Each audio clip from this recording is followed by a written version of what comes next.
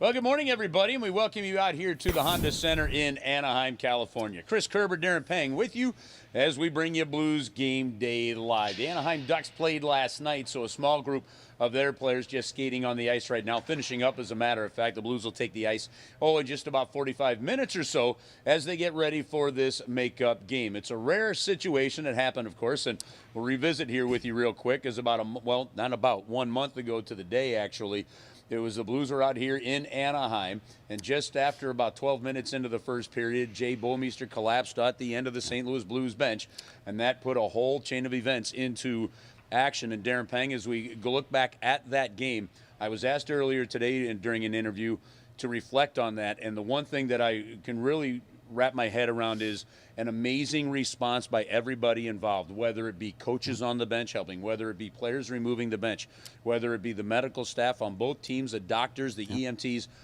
About as perfect a situation as you could have expected. Well, the first responders deserve all the credit in the world, and I know that they've been recognized for that, not just here at a hockey game and saving Jay Bouwmeester, but in all facets of life. We know how important time is, and time is of the essence. I got to admit, it was a little eerie walking through the hallways, following the game and trying to give updates and trying to give reports was not easy. Seeing the fathers with their kids, but at the end of it all, and 2 days ago I had a chance to talk to Jay just to see how he's doing, and it just does put you at ease to know that, hey, listen, he's doing fine. He's not going to have the active life right now. He's trying to figure some things out because he's a very active guy. Right. For those that don't know, Jay could probably hop on a bike and go from here to Cancun and back, and probably not even have a heartbeat going on. That's just the way he is. He's that kind of guy, but he's with his family, he's with his wife. He's so thankful for it, and I think that's what put everybody at ease, and I think that's what catapulted the team to greater heights after that. I mean, they were struggling. They were not playing their game, and then once they caught fire, it was all, for me, it was the energy they got from Jay. It was energy from seeing Jay.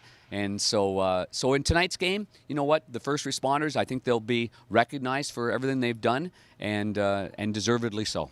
So it created a unique chain of events then, as we pull it back to the hockey side of things. They had to find a way to make up the game. Not doing the game was not an option. So that is why Tuesday's game that was supposed to be played last night against Florida was actually played on Monday in St. Louis. That allowed the Blues to travel out here yesterday. They will play tonight. Now, the game will be a full 60-minute game tonight, but it will start 1-1 because that is what the score of the game was when these two teams had started. And all the statistics from that game are actually on the books and carry into this one. So a little bit of a statistical anomaly, for lack of a better way of putting it. But when you tune into the game tonight and we drop the puck with a 1-1 score, you'll understand exactly why that is, to keep the integrity of what was played and then how you continue with that game. And they are not going to start it with just 7 minutes and 43 seconds to go in the first period. They will play the full 60 minutes. Yeah, so Jake Allen will get back into the net. He was the starter in that game.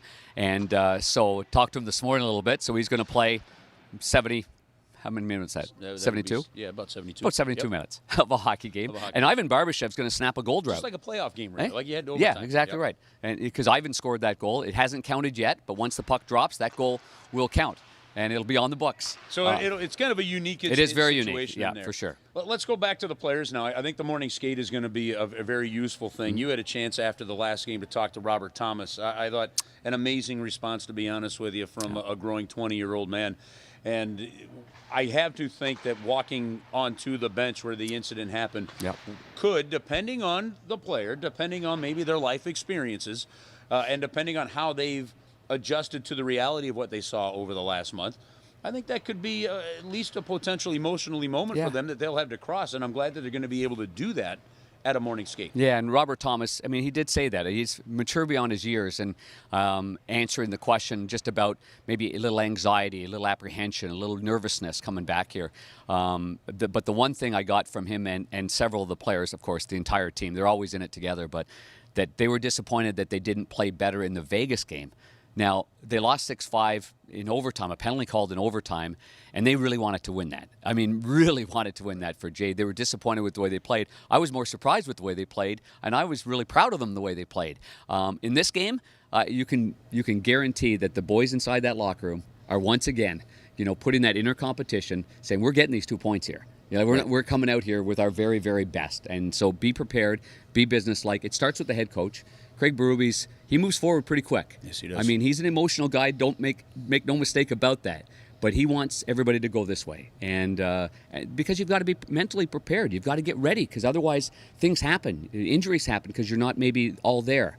And so it'll be important for these players to prepare. As you said, practice will be important. Walking around the locker room, walking around the hallways, and then get out there in your gear. Put on your skates like you do and have done a million times in your career. Tape up that stick and go play. Yeah, now the schedule, because of this, has created quite a tough run here. It'll be the fourth game in 6 nights for the Blues, and that stretch that started on the East Coast is going to end on the West Coast with a couple of home games there in the middle. So a challenging schedule, and not just the physicality part of it, but on top of the mental aspect of it. Having said that, I really get the sense coming out of that last game, Panger, that even though there was the schedule factor of 3 and 4 nights, that it was a team that was really not happy with the way that Florida game went. I think they felt that this was a game that they should have had, and there was a lot of room for improvement in the overall performance. Well, they got great goaltending from Jordan Binnington, and who will forget that unbelievable right toe save on a breakaway when Weir comes out of the penalty box, and he made several outstanding saves. Yes, not happy. Credit Florida. Did they block a million shots? They sure did. Did they get their stick in the lanes? More sticks were broken from shot blocks from the Florida Panthers. Their young goaltender, Chris Drieger, he played well.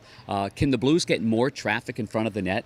They're going to have to start, because there's too many flybys. And being a former goaltender, I can tell you, when a player stands there and he's stationary and he's in front of your eyes, it's very difficult to stop a puck. So what you're saying is not just get there, but stop there. You have to stop there. And every team has a formula for this, where they're going to shoot the puck when there's net front presence.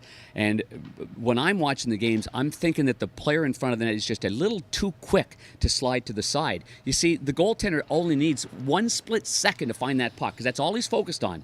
If the player's in front of you, you're looking at and you've got to really fight for space, you could look one way where that shot's coming the other way. That's all it takes. But the player moves. Now you've got it. Now you're back on track again. So it's a fine line.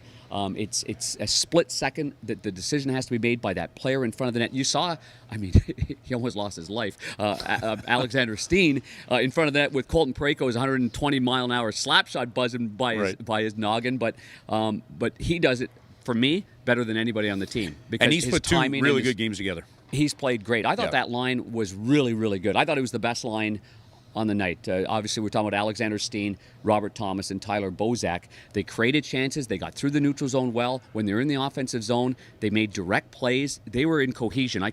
Everybody calls it different things, but they were well connected. I mean, you could put a baby blanket around all 3 of those players in any area of the ice, because they were there, they were supporting one another, and I believe that's why they had such great success. Well, and to that end, Tyler Bozak not on this trip, as they're expecting a baby any day. He and Molly, so hopefully Molly. That everything goes well with those guys, and we wish them the best. So he is not on the trip, so We'll there see will be it a on small Twitter. lineup. Yeah, Molly we will have find something it. on Twitter. Okay? Good luck to the Bozaks. Here's the baby, give me my phone. That's good. That's the world, man. I love it. Smile, kid. I'm not ready yet. Oh, that's good. All right, so we've got the Blues, we've got the Anaheim Ducks. You guys have it covered on the Fox Sports Midwest side. Terry Yake will be filling in for Joe Vitale, and us on the radio side of things. So as Joe continues, I think they brought the baby home, so that is some good news there. As we have switched this focus of this to baby time, which is good, and I love that part of it. And I'm sure little Charlie might be watching you tonight too. For sure, right? absolutely. Let's keep it rolling on that front. Yeah, I got to say holy jumping a couple of times, get the attention of the kids out there, and then just keep that kid's attention. Yeah, you don't have a granddaughter that has a attention situation already, do you? No. Okay, good. She's I sharper just want to make sure you got the good. Sharper than attack. Very good. Sharper All than right. attack. Well, we're having some fun like with me. it. Yeah, I'm thinking exactly like you. Right. Squirrel.